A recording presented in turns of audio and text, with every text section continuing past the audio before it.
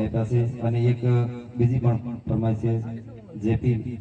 JP digital સરસલિયા તરફથી 100 રૂપિયા આપ્યા છે અને મુકેશભાઈ ને ગુલાબ સુકાઈ છે બેની તમવિના એ ફરમાઈશ છે એમને પણ 100 રૂપિયા આપ્યા છે તો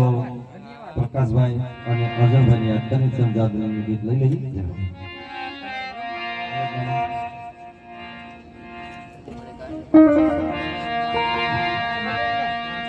કે મારા અર્જુનભાઈ ના એ સર્ગે થી